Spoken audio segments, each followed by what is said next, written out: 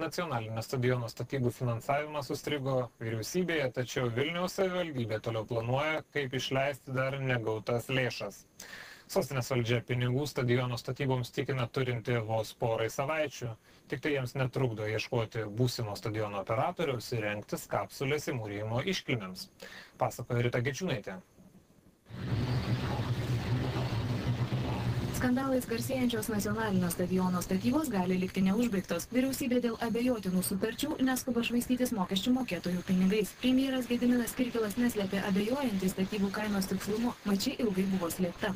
Finansavimas turi būti realus, turi būti viskas realiai vertinta ir paskaičiuota, nes valstybės biudžeto ir kiti šaltiniai, už kuriuos atsakinga valstybė, negali būti švaistoma, todėl visas projektas idėja yra peržiūrimas aplinkos ministerijos ir kitų, ir aš tikiuosi, kad kitą savaitę mes kartu strateginiam komitete, kaip ir priklauso pagal procedūrą, su savivaldybė, su sporto departamentu, su vidaus reikalų ministerija, kuri atsakinga taip pat už šitą, savivaldybės vadovais mes apsvarstysim. Savivaldybės atstovai net po 3 kartus neįvykusių dėrybų su vyriausybė ir toliau planuoja nacionalinio stadiono ateities darbus. Panašu, kad vis dar neskirtas skandalingų statybų finansavimas savivaldybės vadovams nemotais. Jie jau paskelbė stadiono operatoriaus konkursą bei pirmadienį žada iškilmingoje ceremonijoje įmūryti simbolinę kapsulę.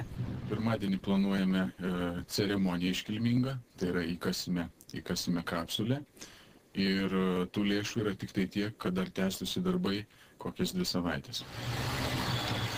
Abejonės skaidrumu pasėjusios nacionalinio stadiono statytojų ir sostinės savivaldybės sutarties Seimo antikorupcijos komisija vis dar neišnagrinėjo. Jų teigimu, savivaldybė neskuba pateikti prašomų dokumentų.